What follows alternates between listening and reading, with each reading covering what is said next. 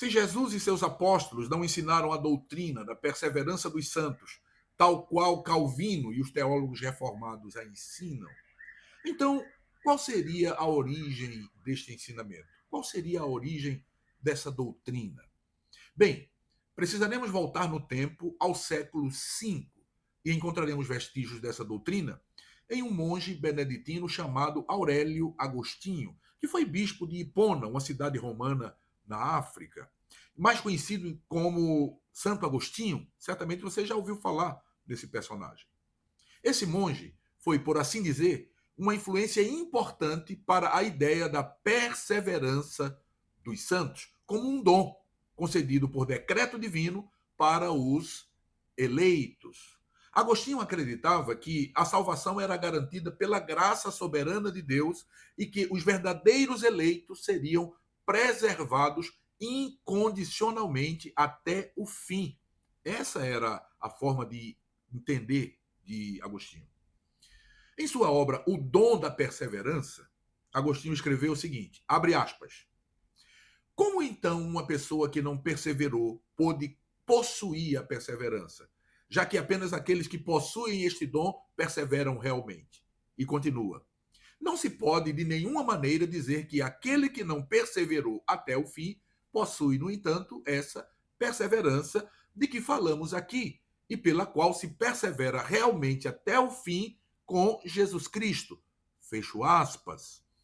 Bem, de acordo com o entendimento de Agostinho, a perseverança não depende do livre-arbítrio do homem, mas é um dom divino incondicional e dela o homem jamais decairá. Assim, para a pessoa que foi eleita por decreto divino perseverar, não seria uma opção, sim, mas uma condição irrenunciável. Ou seja, a pessoa não pode renunciar à condição de perseverança, segundo esse pensamento. Avançando no tempo e chegando ao século XVI, acharemos em João Calvino um dos principais expoentes dessa doutrina. Calvino argumentou que os eleitos de Deus estão eternamente seguros em Cristo, porque sua salvação depende tão somente da eleição divina e não da capacidade humana de operá-la. 12 séculos depois de Agostinho, entre 1643 e 1646, durante a Assembleia de Westminster, convocada pelo parlamento inglês, tendo em vista uniformizar a fé cristã entre as igrejas da Inglaterra, da Escócia e da Irlanda, sob a visão reformada, foi escrita a famosa Confissão de Westminster, contendo 33 capítulos, considerada um dos documentos mais importantes da teologia denominada reformada. Em seu capítulo 17, a Confissão de Westminster vai dizer que aqueles que Deus aceitou em seu bem-amado, os que ele chamou eficazmente e santificou pelo seu Espírito, não podem decair do estado da graça, nem total, nem finalmente, mas com toda certeza hão de perseverar nesse estado até o fim e serão eternamente salvos. É o que diz a Confissão de Westminster. Outros teólogos reformados, tais como Jonathan Edwards, lá do século XVIII, Charles Spurgeon, do século XIX, Herman Bavinck, do século XIX e início do século XX, Louis Berkhoff, do século XX, Martin Lloyd Jones, também do século XX, R.C. Sproul, John Piper e outros, defenderam esse ensino equivocado. E veja, não estou acusando esses teólogos de hereges, de serem hereges, mas infelizmente todos eles preferiram abraçar um sistema teológico elaborado por homens falíveis em detrimento da Bíblia Sagrada, contrariando um dos princípios da reforma, que é o sola escritura, ou seja, só a palavra de Deus. Pois bem, a partir de agora continuaremos adentrando as Sagradas Escrituras e conferindo se Calvino e seus discípulos estão com a razão ou se a Escritura demolirá esse castelo de areia construído 17 séculos após o lançamento do fundamento doutrinário da Igreja pelos apóstolos. É isso que vamos fazer, usar a Bíblia. Não vou citar aqui uma linha de Armínio, vou usar a Bíblia. Vamos começar com Atos dos Apóstolos, capítulo 11, versos 21 ao 23. A palavra do Senhor diz assim: E a mão do Senhor era com eles, e grande número creu e se converteu ao Senhor. E chegou a fama destas coisas aos ouvidos da igreja que estava em Jerusalém.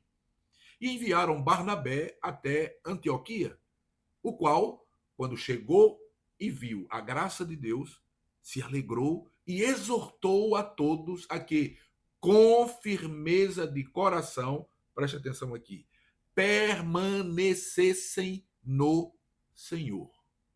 Só uma pergunta: se a perseverança fosse um dom divino irrenunciável, como ensinam os calvinistas, por que razão Barnabé teria exortado os novos convertidos de Antioquia que, com firmeza de coração, permanecessem no Senhor?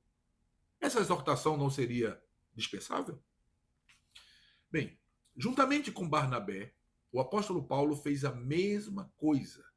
Exortou os novos convertidos a permanecerem na fé, conforme lemos lá em Atos dos Apóstolos, capítulo 14, versos 21 e 22. A palavra de Deus diz: E tendo anunciado o evangelho naquela cidade, ou seja, em Derbe, e feito muitos discípulos, voltaram para Listra, e Icônio e Antioquia, confirmando o ânimo dos discípulos, exortando-os a permanecer na fé, pois que por muitas tribulações nos importa entrar no reino de Deus. Será que Paulo não entendeu direito que a perseverança seria um dom divino irrenunciável? Que os eleitos não precisam se preocupar com a perseverança, pois na mente de Deus todos eles já estão salvos? Ora, se o termo exortar significa admoestar alguém de forma enfática em relação a um comportamento ou atitude, então perseverança é uma atitude que se espera de todo aquele que foi salvo por Cristo. Não fosse assim, Paulo não teria feito essa exortação, ou seja, não teria sentido nenhum exortar os irmãos neste sentido. Em Romanos capítulo 11, versos 19 ao 22, falando sobre o futuro de Israel e advertindo os crentes em Roma a que permanecessem, perseverassem na fé, Paulo escreve: Dirás, pois, os ramos foram quebrados para que eu fosse enxertado. Está bem. Pela sua incredulidade foram quebrados. E tu estás, pela fé, em pé. Então não te ensoberbeças, mas teme. Porque se Deus não poupou os ramos naturais, teme que te não poupe a ti também. Considera, pois, a bondade e a severidade de Deus. Para com os que caíram, severidade, mas para contigo, a benignidade de Deus. E aí ele diz: se permaneceres na sua benignidade. De outra maneira, também tu serás cortado. Preste bem atenção na mensagem que o apóstolo transmite nesse texto. Paulo diz que, embora Deus não tenha rejeitado definitivamente os descendentes de Abraão, pois há uma promessa lá em Isaías 10 e 22, citada por Paulo lá em Romanos 9 e 27, que diz que o remanescente será salvo. No entanto, a geração de israelitas daqueles dias, por causa da sua incredulidade, foi cortada da oliveira. Sim, é isso que Paulo está dizendo. E diante disso, Paulo exorta os gentios convertidos a Cristo lá em Roma a terem cuidado para que não aconteça o mesmo com eles. Paulo os exorta dizendo: se Deus não poupou os ramos naturais, teme que te não poupe a ti também. Percebe? E prossegue: considera, pois, a bondade e a severidade de Deus. Para com os que caíram, severidade, mas para contigo, a benignidade de Deus. E aí ele arremata dizendo: se permaneceres na sua benignidade. De outra maneira, também tu serás cortado. Sabe, você deve sublinhar aí essa expressão aí na sua Bíblia. Se permaneceres. Nesse texto, a partícula se é conjunção subordinativa condicional, indicando uma condição para que algo aconteça. Ou seja, a passagem está dizendo com clareza que para se manter na condição de salvo é preciso permanecer em Cristo.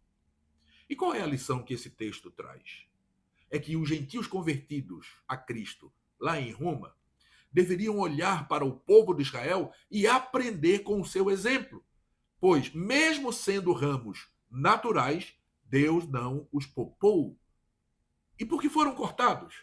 Porque foram incrédulos, porque não perseveraram no caminho, porque desobedeceram a Deus.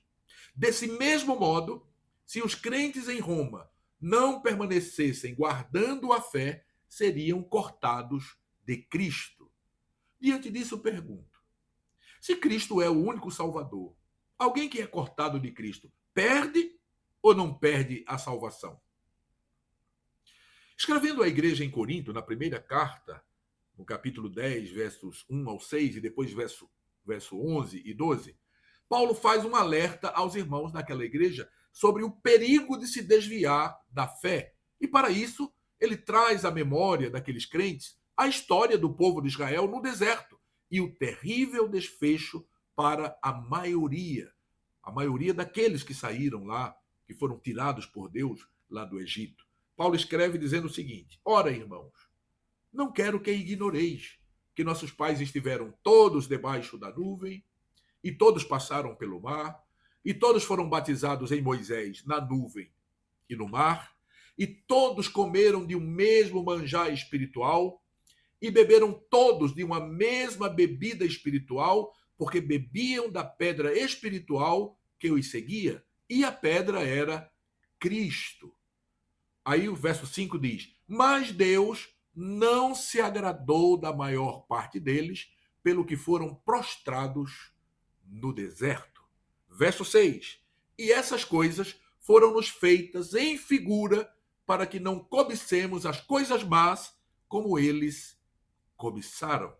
E aí, na sequência do texto, Paulo elenca aqui algumas atitudes dos filhos de Israel que desagradaram a Deus, fazendo-os perder a entrada na terra prometida. E aí, quando a gente vai lá para os versos 11 e 12, o apóstolo arremata dizendo: ora, tudo isso lhe sobreveio como figuras, e estão escritas para aviso nosso, para quem já são chegados os fins dos séculos. E aí no verso 12 ele fecha dizendo: aquele, pois, que cuida e está em pé, olhe que não caia. Agora preste atenção nos detalhes da mensagem desse texto. Quando Deus tirou o povo de Israel do Egito, não o fez para destruí-lo no deserto, mas para levá-lo à terra de Canaã. Esse era o projeto de Deus, cumprir cabalmente a promessa que fizera a Abraão, a Isaque e a Jacó.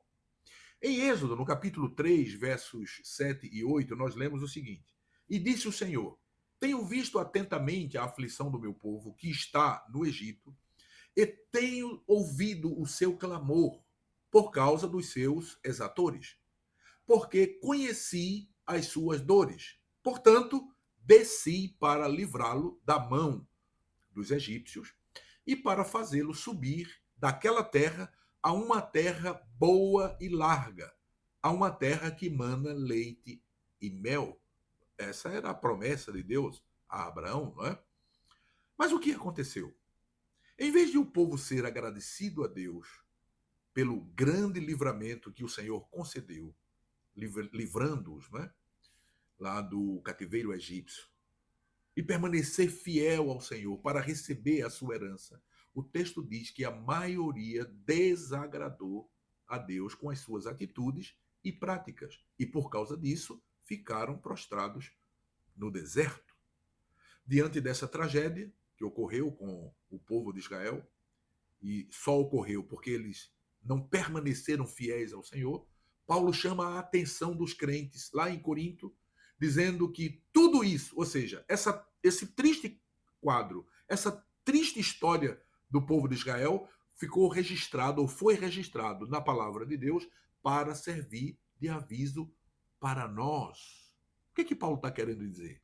Está querendo dizer que a história poderá se repetir. Essa é a mensagem.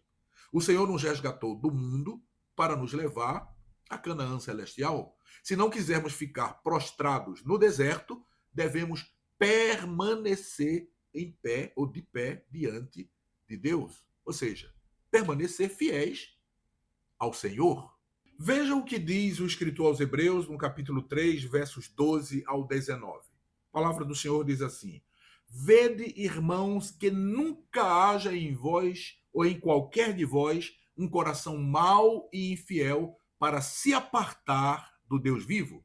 Antes, exortai-vos uns aos outros todos os dias durante o tempo que se chama hoje, para que nenhum de vós se endureça pelo engano do pecado, porque nos tornamos participantes de Cristo se retivermos firmemente o princípio da nossa confiança até o fim. Enquanto se diz, hoje se ouvirdes a sua voz, não endureçais o vosso coração, como na provocação, porque havendo-a alguns ouvido, o provocaram, mas não todos os que saíram do Egito por meio de Moisés. Mas com quem se indignou 40 anos? Pergunta o escritor aos Hebreus. Não foi porventura com os que pecaram, cujos corpos caíram no deserto? E a quem jurou que não entrariam no seu repouso, senão os que foram desobedientes?